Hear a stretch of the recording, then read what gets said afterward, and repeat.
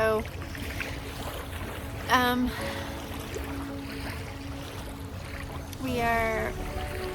this is Isaac and I'm Rebecca.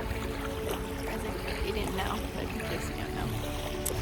And we're with Teshuva Ministries.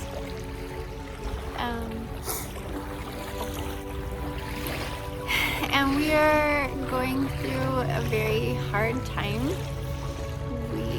that we feel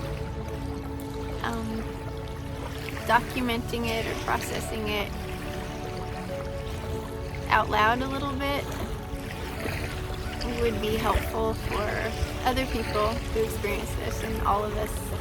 Everybody. Because everybody has to. Everybody has to deal with death on this side of Yeshua's second coming. And so how you process it is really, really, really important.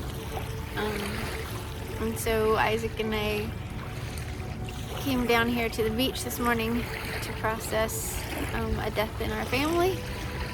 Our little dog, older little dog,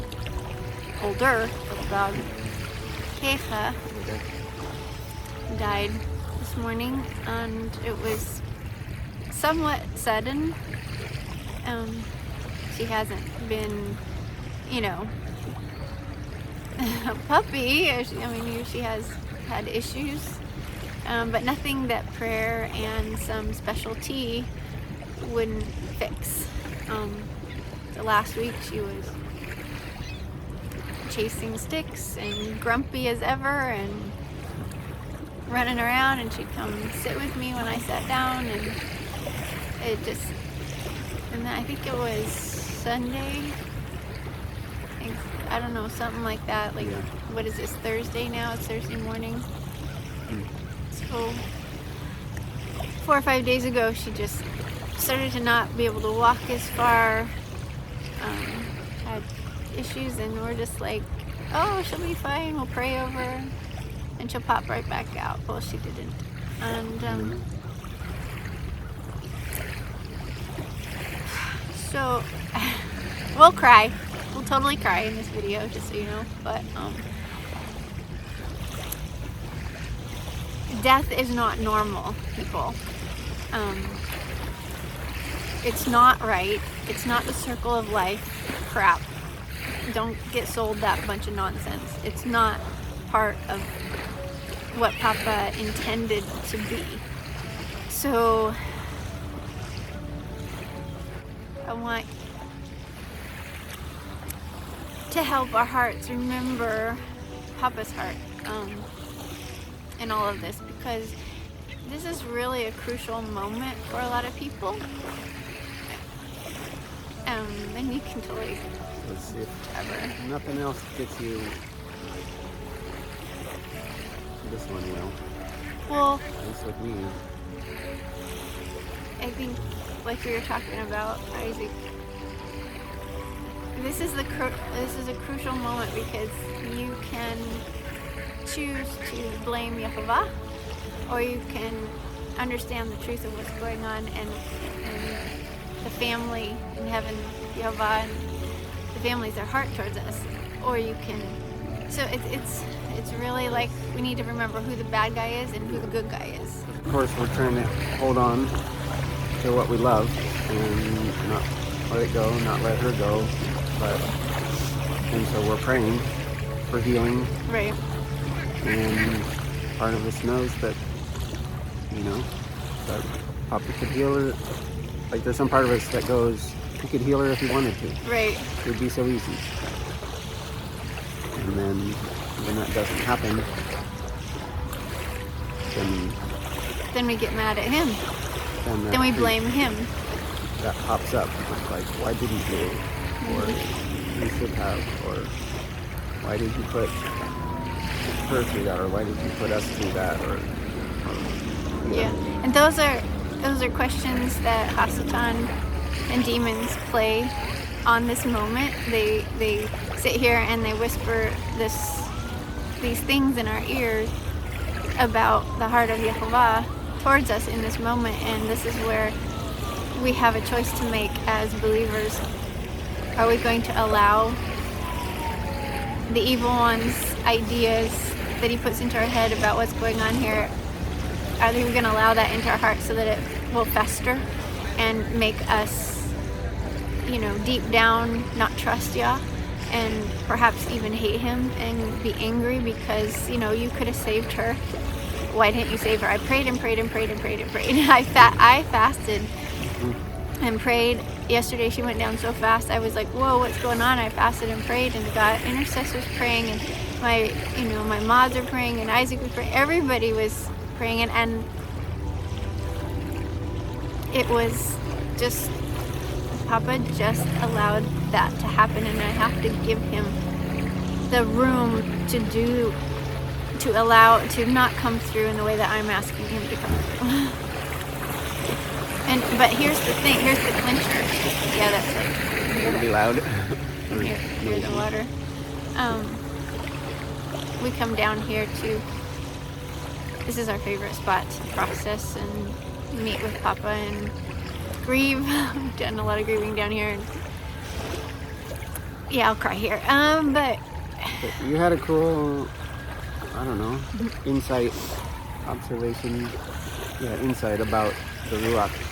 Yeah. And what comfort looks like, because I was like, because I'm feeling it so hard right here that, I'm praying for comfort, but yet I'm not sure what to expect or what to expect that comfort to feel like, because I do know that you can't get around the pain.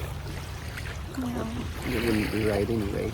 No, you need to feel There's it. no shortcut. You don't want to be numb. No. You gotta feel, because Papa feels it. It's like, that's what you were saying earlier, is like, Papa feels the pain. The family in heaven feels this same pain when any death happens. I believe it. Because it is not right. It's not the way he intended it to work. He hates death. He hates everything that goes against love, and that would be death, ultimately, on all different levels. But this is but here's the thing. So I was asking you, what does that, comfort look like when it comes from the Ruach in that moment? So what should I be looking for? Well, okay, so to back up just a second and to say, in this moment, Papa is okay, so for us, the death, and Isaac had to bury Kayrah this morning up in the mountains, next to our other dogs, and where other dogs are buried and stuff, and so huge thing, to have to do. It's super hard, but I want to do it. I know. I didn't want you to have to do it, but you go for us, it feels like forever, unless you live with hope, and hope is another factor to this whole thing. Right. I don't know how people live without hope. I have no clue how they go to addictions, they go to Stay numb, or like Allie was saying this morning, it's they go towards somewhere where comfort is. or grasp the comfort. Grasp for comfort, which is what we were talking about. Where does the comfort come from? Well, you're going to turn to alcohol or another person, or drugs or another person, or food or addiction, some sort of addiction, somewhere to get comfort. And yet, as a believer, what do you do with that need? Because there is that need for comfort. Well, you go to Papa. But if you have a history of lifetime of not trusting Papa, what would you go there? So the idea is we have to really think through his role in this whole thing. Remember, he's a good guy, and the family's the good family, and there's an evil one. So anyway, my point was looking at it through Papa's lens and not my own pain, and saying, Papa says it's okay, Rebecca. He knows that he can resurrect Kayrah. That's not a big deal for him at all. He can totally bring her back to life. It's not a big deal. And he says to me and to my heart, I will bring her back to life. Now the challenge for him is not for him keeping her alive or bringing her back to life. That's not, I mean, all of that's like no big deal. But what's the big deal for him now is keeping our hearts with him through this process, because it would be very, very easy for most people to listen to Hasatan and just play that game and just deep down have that question about Yah's heart towards us and go, no, you don't really mean me well. You could have stopped it if you wanted to. You could have saved her life if you wanted to. So when you start down that path, it blames him. You put blame him. Be angry at him, even hate him. And it's like, but he has done he reminds me in this moment that he has done everything he can, and he's continuing to do everything he can to get to the other side of this war so that he can give her back to us. Like, yeah, like for keeps. For keeps. Like, and she'll be young, and I don't mind if she'll be grouchy. She's a grouchy girl. She always has been ever since she was little. I don't care. I want her back. I want my other dogs back. I want the good that was stolen from me back. And I know who the evil one is. I know what the dark side is, and I know where my hope lies. And it only lies in the fact that Yehovah knows and is willing to resurrect what Hasatan and the darkness has stolen. But here's the trick: is he's got to keep us with him, right, through this course of the process of grieving and healing, because it can be so devastating, and we can turn and be so angry at him for not saving our loved ones. But in the end, he's like, I'm totally capable of resurrecting them. That's not the big deal. I got to get you to stay in contract with me until the very end so that I can give you back what your heart desires and what I wanted you to have in the first place. And it's where I can make restoration happen. And you know, on some levels, not just restoration for us, it's restoration for him. You know, to be able to get to see creation as he intended, to get to, oh, Yeshua's going to have such a crazy, beautiful moment of when he's going to be healing for his heart, to be able to, like, give us back what our enemy has taken.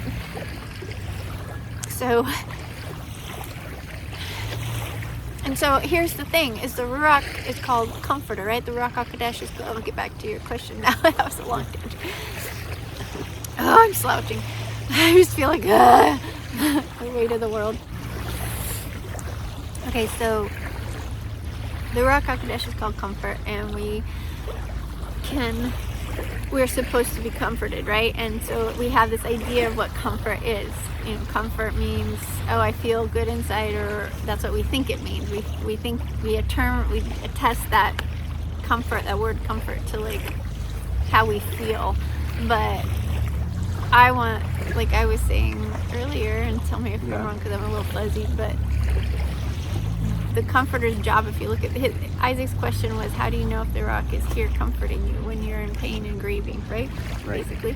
And if you look at this is my opinion, but if you look at what the job of the Ruach HaKodesh is, she is given to us to move us into covenant, into alignment with Yehovah. So there's no, like, that's her main job. All right. And so, yeah, she reveals herself in many different ways to us at different times in our life, but her main job is to move us into alignment with him. And so at this moment, her job is to keep us in alignment with him and not turn and curse him. That's the point right now. That's the job of the Ruach, and that's our job, is to say, okay, I'm not going to curse you. I know who's right. I know who the evil one is. I know who the good one is. Papa's on our side. He's not set against us. How is he going to make this right? And does he want to make it right? Yes, he wants to make it right. He's done everything he possibly can to make it right, to make a path so that he can make it completely right in the future. He can't make it right now. He can't do that right now. It's not time. It's not the appointed time yet. And it's totally rots. It totally sucks. But we don't live forever in this state.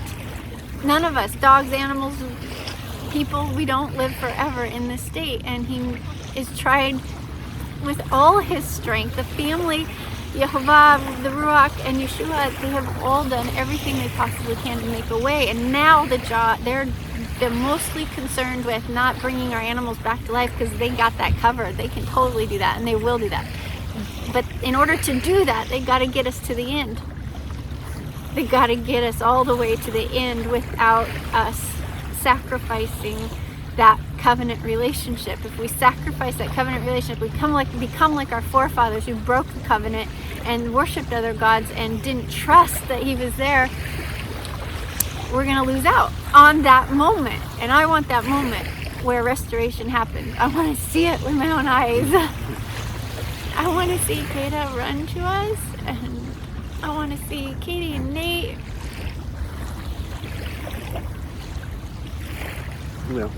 I know I And I can look back over just over the course of the morning and like the drive up to the mountains a little time, and like my heart's breaking, and those feelings and thoughts are changing every second. But you know, the temptation is there. You know, to question Papa and question his heart, but now I can see what you said happening as well, where then I'm snapped back, you know, to feeling that no, Papa is on my side, and he is good, and it's not his fault that all this is happening. You know, he didn't create the death and stuff. He's at war against it. Yeah. You know, in one way that I can remember my heart snapping back one time this morning was being clued into the fact that he feels it too, like you mentioned earlier. Right. That he feels the pain, he feels the loss. Right. Absolutely. You know? Yeah. And I think he feels it, and then at the same time he knows he can bring them back to life. This is not a big deal for him. It's easy, and it will happen. And so that's where the pain he feels is if we turn on him in that moment. Like, he hates the loss, he hates death, they feel the pain, absolutely. But there's also this thing that they also have to they also have to deal with, is like, are Isaac and Rebecca going to stay with us? Or are they going to turn and curse us? What are they going to do? And at this point in our life, 50 years, and we've been through a whole lot of loss, I know that they know our heart well enough to know that we're not going to turn on them. We're not going to turn. I also know that I think they trust us, and I think that happened from a lot of wilderness time, a lot of trials and things that we've been through already to prove that. Well, some of us, like myself, need a little reminder though of that fact. That says, I know. And so that's good. I know that he doesn't. I know that he does. That he doesn't like to see us be heartbroken. No. Even though he knows the outcome, he doesn't like to see us. Oh no. In pain. He wants to see their child hurting. But at the same time, like you said, he knows where the real answer and where the real permanent solution It's too noisy. lies. Right. It is kind of noisy. Bit of a wake.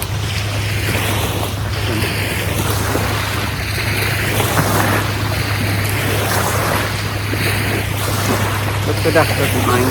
Where's the duck? Oh, the duck.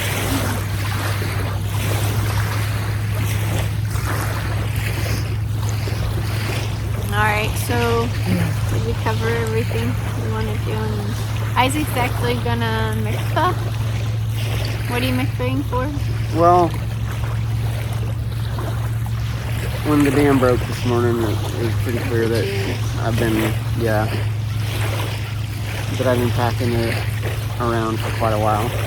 A little bit behind on some tears, and so I can probably repent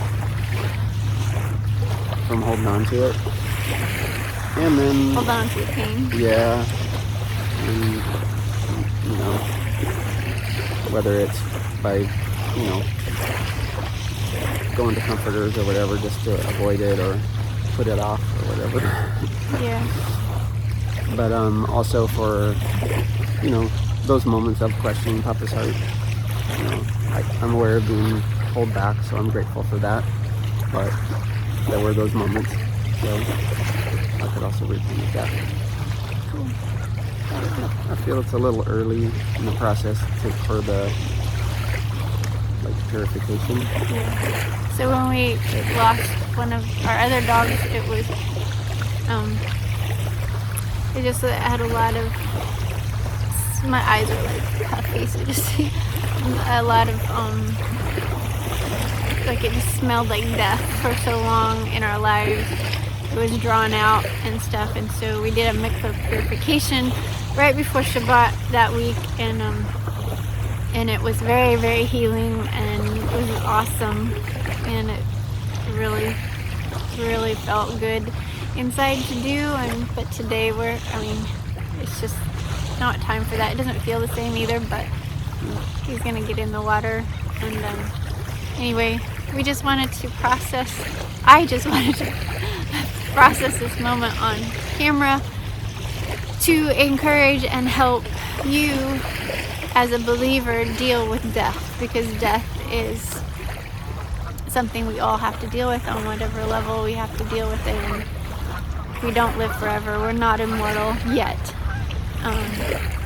and we have to pay the consequences of living here on this planet in the state that it's in. But I want to help point your head in the right direction. I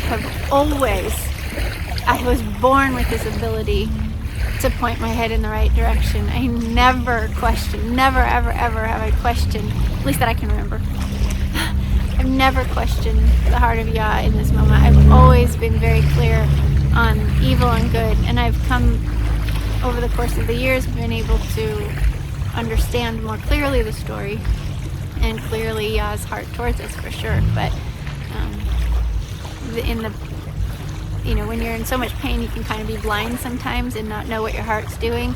And I just encourage you to stay tuned with what your heart's doing. Allow it to breathe, allow it to grieve, and get those tears out, and get mad and beat on Papa's chest. He's big enough for that, and he understands. He sees the pain, he feels it, and he's angry about it. He's so stinking angry. The whole family is so mad at what has gone down, and they're warriors.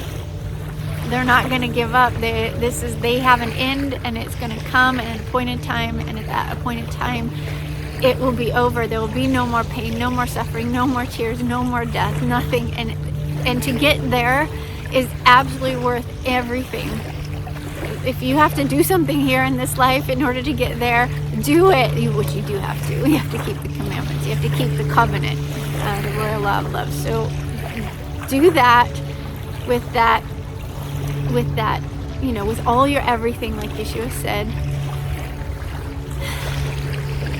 And obey and get into that contract so you can see your animals again, so you can see the ones that are going to be restored again. Not everybody's going to be, but you let Papa deal with that. You just deal with your own life and wrapped around Yah's heart and know his heart.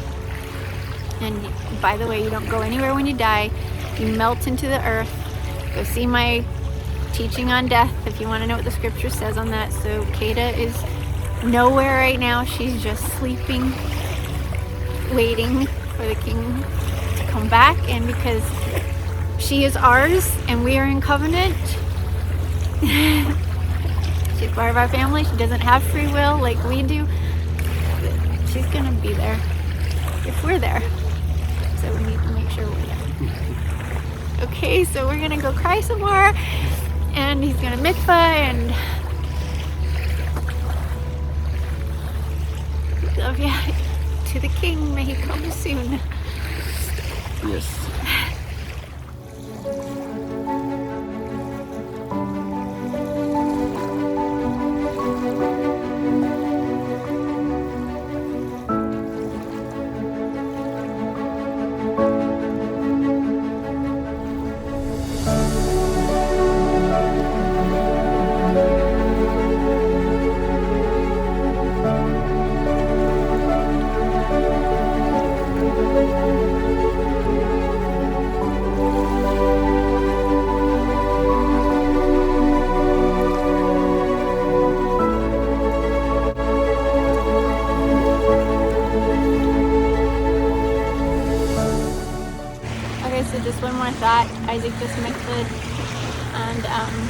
just was saying that well, what were you saying? Because it was really good. And then I have one more thing I wanted to bring up. You mean about the awareness?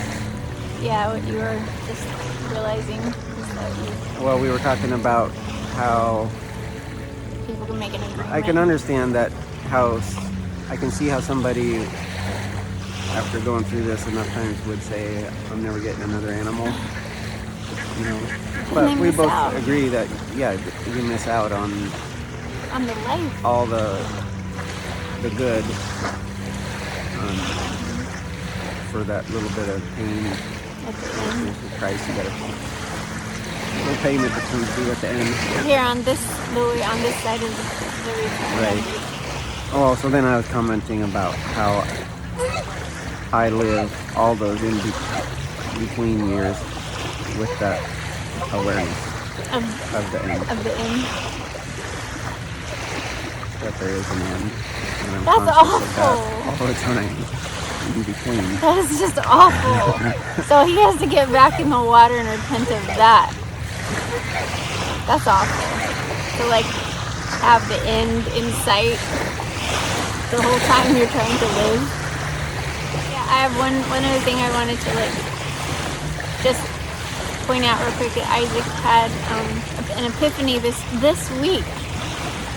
What was it? Just a couple days ago about he heard a conversation, a podcast, a talk or whatnot on the radio when he was trucking, and it was basically talking about, what is it, a doctor who went through school and and when he got to where they were teaching about how to abort a baby or something, I don't know, his stomach started turning and he realized that this was wrong. He had kind of been, his story was he'd kind of been pro-choice more or less just by default, not by really thinking about it, because he hadn't really thought about it and thought it through. But then he got confronted with it, and then he just knew that something was really wrong. Yeah, it was the whole idea and how they were using words that were, what did you say that the words were? Like obscure words in order to describe murder, basically. Right. Yeah, to cloud and cover up the reality and the truth. Just like the speech, the terms are used to basically, and I just find that kind of wild. It feels like what's going on right now is like the muffling thing. I can't hear you. I don't understand you. And it's like Hasatan has just muzzled all his people, so that it's just chaos and you can't understand a thing. But Papa made us to have, clear voices and a clear sound and a clear frequency. Like Yom Kippur is coming up, which is one of the things it's about is being a trumpet and having a clear sound, making a clear sound. But if you're mumbled, how can you make a clear sound? So if you're saying words that, are dancing around what it really is, then you're not having a clear sound. But anyway, point being is that they observed something when they were combining, when they were doing I think it was something that was observable or that they noticed during, and I think it was in vitro fertilization. Right. I don't pretend to understand the mechanics of that, but they discovered something that occurs at the moment of conception. Super cool. I don't know if you've heard it before, but like at the moment that the sperm and the egg come together, there is a burst of light. Right? There's an exchange it's like amazing. Of ions some passing in, some passing out, that like that cause light. Light. Actual observable light. Like how cool is that? As we are, Yeshua calls us light, that he is the light of the world, and with him in us and living through us, we're the light, and we're like literally the light, like that spark of life. And so I think about our doggie, and I'm like, she had that light of life for that time, and he's going to give that back, and it's going to be this huge explosions everywhere, explosions, I don't know, just the idea of that happening, him hearing that this week, when we're facing death, is like, that's super cool. So, and when those two things come together and they do that exchange, light happens. Light, a burst of light. Ah! Yeah, that's pretty cool. Ah! Oh, I just had a thought. Perhaps that light was supposed to stay lit. Well, we talked about it metaphorically when we like talk about, you know, the light in someone's eye, or Right. the light getting dim, or the light going out, or those sorts of things. Right. But they're not like literal, like Visible light. Well, yeah, like when we think about Adam and Hava and what they, you know, I've heard it said that we actually exuded light, like light glowed from us, and so when that died, they felt naked. And so some things to think about. Super cool. Anyway, that burst of light. That is comforting for me today when I have questions come up about, you know, did I do the right thing, or other things I don't even want to like vocalize.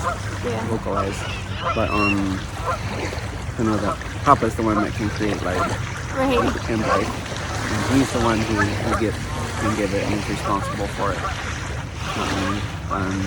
Right. You know, so he's the one that I need to release Kata's light to. Right. Because I can't hold it, I can't be responsible for it now. In a way we were when it's our domain, we had to make some tough decisions and stuff, but in there, it's really weird, and it's just part of the weirdness of and wrongness, I think, of this whole thing. Yeah. But now, on this side of it, then I have to release that. And then let go. And let go of that as well. And I'm proud of Isaac because he took care of his heart last night in the middle of this. He took care of his heart. Well, he had to.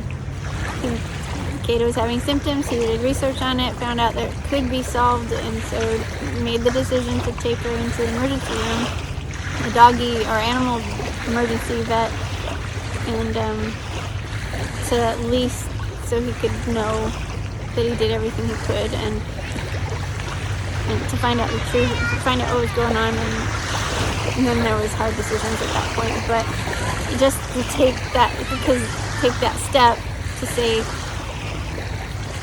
let's just make sure that I've done everything I can, and that took care of his heart yesterday, so he doesn't have to go into the rest of his life thinking could I, would, you know, because those questions will just tank you and become arrows that Hasatan uses to pierce you and to take you out. And he does that by making you question the heart of Yehovah towards you. And that's why we're doing this video, is I want to make sure that you understand that Yah's heart towards you is good. Hasatan's heart towards you is evil, but Yah is all about fixing this and making it right. He just needs us to do something in order for him to be able to make it right. He won't be able to right every wrong because not everyone who has, we're all made with free will. Not everyone is going to do what he tells us to do. Not everyone's going to cooperate. But for those that do cooperate, he is going to get to make it right and vindicate us. Yeah, give us the happily ever after. All right, enough crying. Anything else you want to say?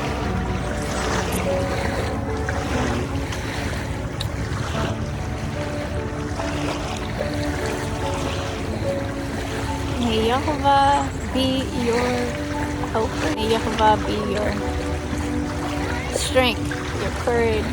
May he be all your hope. Put all your hope in his hand. He will remember.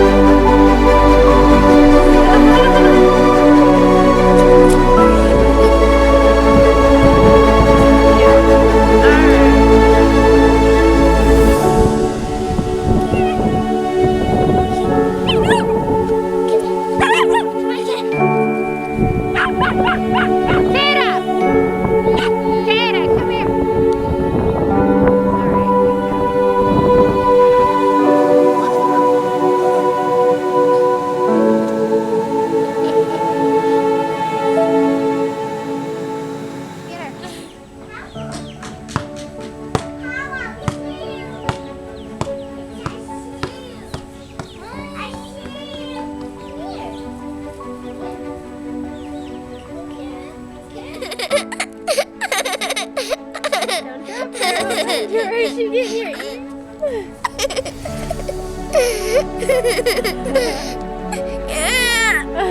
no, no, no.